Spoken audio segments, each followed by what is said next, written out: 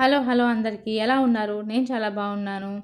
ఈరోజు ఒక మంచి రెసిపీ చూపిస్తున్నాను. ఈ పచ్చడి అనేది అన్నం అలాగే దోస, ఇడ్లీ, చపాతీ దేంట్లోకైనా చాలా బాగుంటుంది.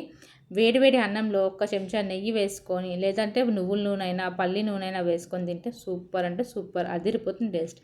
దీనికోసం ఒక కడాయి తీసుకోవాలి. కడాయి వేడైన తర్వాత ఒక హాఫ్ టీ స్పూన్ ఆయిల్ వేసుకోవాలి. ఆయిల్ వేడాక ఒక స్పూను పల్లీలు ఆప్షనల్. పల్లీలు వేసుకొని వేయించుకోవాలి. అవి వేగిన తర్వాత ఒక 2 స్పూన్లు ధనియాలు, ఒక స్పూన్ జీలకర్ర వేసుకొని బాగా ఫ్రై చేసుకోవాలి.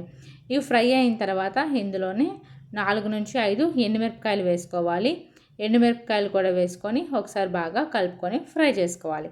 ఇలా ఫ్రై అయిన దాంట్లోని ఒక టీ స్పూన్ నువ్వులు టేస్ట్ బాగుంటుంది. సో ఖచ్చితంగా వేసుకోండి, స్కిప్ చేయకండి.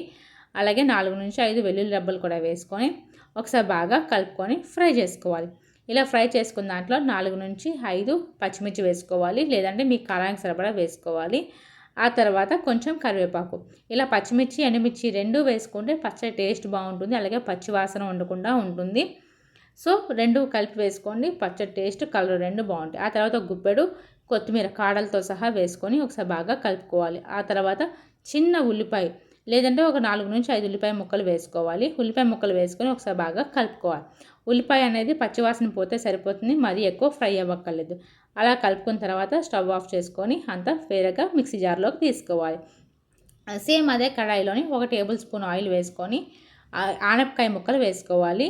ఈ ఆనపకాయ ముక్కలు అనేది మరీ లేతగా ఉండదు, అలాగని ముదురుగా ఉండదు. అలా ఉండాలి. లేతగా ఉంటే పచ్చడి లూజ్గా వాటర్గా అవుతుంది, ముదురుగా ఉంటే టేస్ట్ బాగోదు. అలాగే ఆనపకాయ ముక్కలకు సరిపడా ఉప్పు, పసుపు వేసుకొని ఒకసారి కలుపుకొని మూత పెట్టుకోవాలి. ఇలా మూత పెట్టుకొని ఒక 50% మగ్గించుకోవాలి. అలా మగ్గించుకున్న తర్వాత ఒక 5 నిమిషాల తర్వాత మూత తీసుకొని ఒకసారి కలుపుకొని ఎంతసేపు ఒక 50% మగ్గిన తర్వాత ఇందులోని ఒక చిన్న సైజు నిమ్మకాయ అంతా చింతపండు వేసుకోవాలి. చింతపండు వేసుకొని ఒకసారి బాగా కలుపుకోవాలి.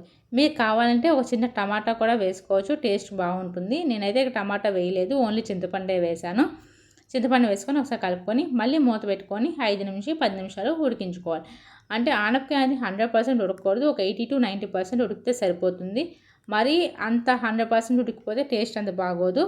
కొంచెం పచ్చిగా ఉండాలి, ఎందుకంటే చల్లారే టైంకి అది కంప్లీట్గా మెత్తగా అయిపోతుంది. అలాగే మిక్సీ చేస్తాం కాబట్టి సరిపోతుంది.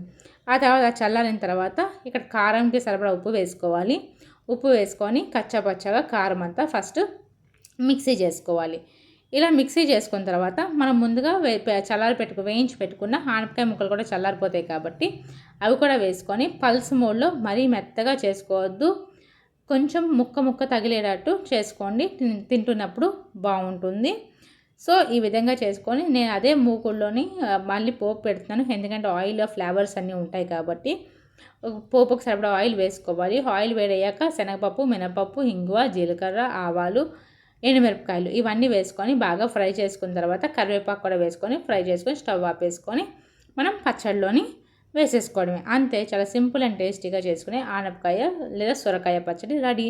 వేడివేడి అన్నంతో నెయ్యి కానీ, పల్లి నూనె కానీ, నువ్వుల నూనె కానీ వేసుకొని తింటే ఆహా అనిపిస్తుంది. సో మీకు నా వీడియో నచ్చితే ప్లీజ్ లైక్ చేయండి.